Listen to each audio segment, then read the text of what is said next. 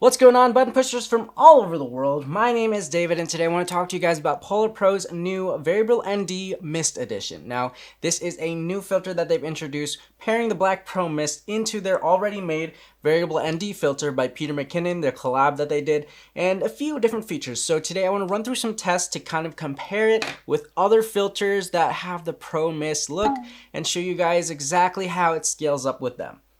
So, let's get started.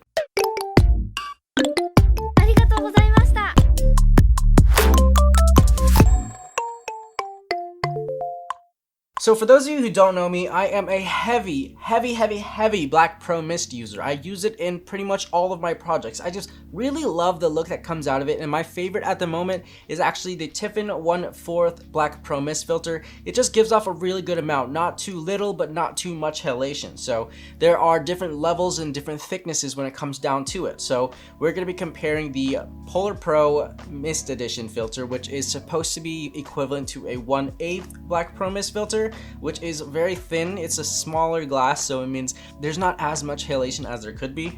The Tiffen 1/4, which is kind of in the middle, and then the Dream filter from Prism Lens FX, which is supposed to be boasting a 1/2. But also for the 1/8, I'm also going to be comparing the Prism Lens FX Subtle Dream filter, which is also supposed to be equivalent to a 1/8, so you can kind of see how the PolarPro compares to a separate 1/8 filter. Now, the whole idea of this filter in general was so that you didn't have to stack filters. So let's say I had my variable ND filter right here and a Black Pro Mist. I would have to stack the filters on top of each other. Now, PolarPro is making this filter because they are saying, we don't want you to have to stack. It's very dangerous. Your filters could get stuck, and there's just a lot of issues that comes with stacking. And honestly, I really appreciate that, because the other week actually, I had a Black Pro Mist stuck on my 85mm and I had to break it off. It was just on there so tight, nobody could take it off, so I took a hammer and I just smashed it in. Before we get into the comparison, I want to show you guys kind of what is new in the filter compared to the original. So first of all, we're getting this 360 protection cover. The first one in the front, it protects the front element. It kind of just comes right off and slides right back on.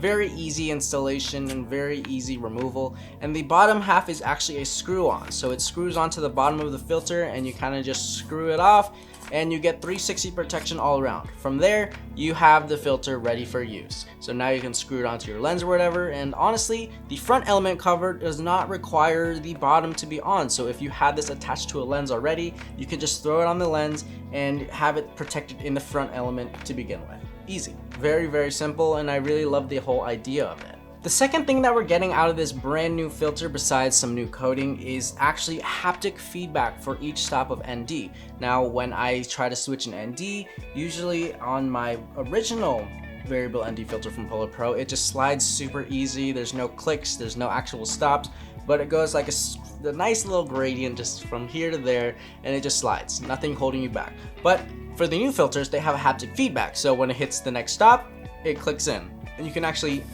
hear it. The haptic feedback makes sure that you are at a specific stop and you don't have to kind of worry that it's going to be sliding around, and it's actually a good and a bad thing for me.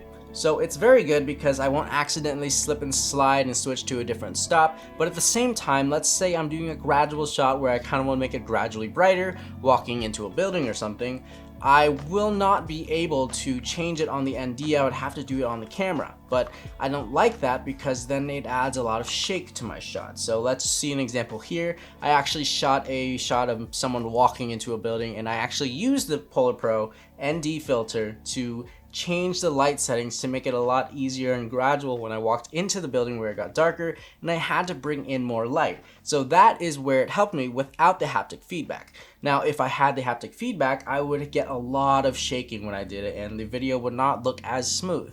In a way, it is very good because it prevents you from messing up your shot with lighting, and at the same time, it could actually potentially decrease your potential when it comes to video. Now, it really depends on you. It is good, but at the same time, I could see some flaws of having it in the first place. But I really appreciate that they added it and thought about the people that needed the haptic feedback. Anyways, guys, let's get into the comparisons and samples of the Black Pro Mist effect. you can see here I have a control group. Now this control group is going to be 0 halation at all, no black pro mist, and I actually paired every shot with the original PolarPro ND filter because, well, if we're going to compare ND, we need another ND to make sure it's equivalent. So everything shot here was using an ND as well as a black pro mist because it's only fair. You'll see that the Prism Lens FX shots, the subtle dream filter, are pretty small. There's a small difference, a little bit of halation, but not too much.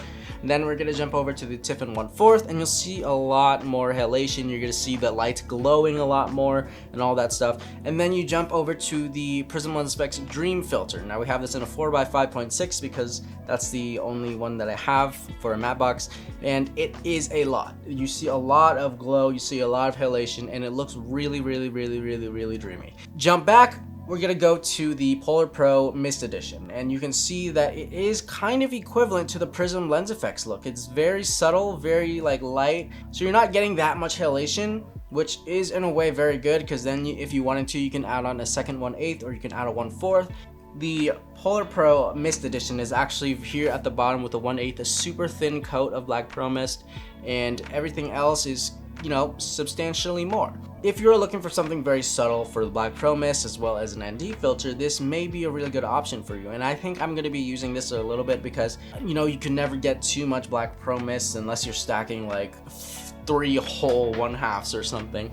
I really like the idea of the Mist Edition filter because it really adds to it and it really makes it so you don't have to pack as much, because sometimes packing too many filters is just really annoying. So now I can take out my ND and my Pro Mist because I can just start using this single filter by itself, and that is really good for me. And I really like that, and if I need it, I can stack on another Pro Mist just to get some more effect because it's just that simple. Thank you to PolarPro for making such a awesome product. As always, you know, I love the people down at PolarPro. Honestly, I feel like I'm gonna end up keeping both. I'm gonna keep the new one and the old one and just use it and situationally because, of course, I can't use this as my only Pro Mist because it is an ND, so if I'm in a darker situation, I don't want to just throw an ND on and just ruin the lighting situation altogether, which I actually had to do for some of these shots. I'm going to keep both and see how it plays out for me in that sense. Would I recommend this product to anybody? Yeah, definitely. If you guys have the extra money for a ND Mist Edition filter, a Black Pro Mist ND filter, and just throw it in together,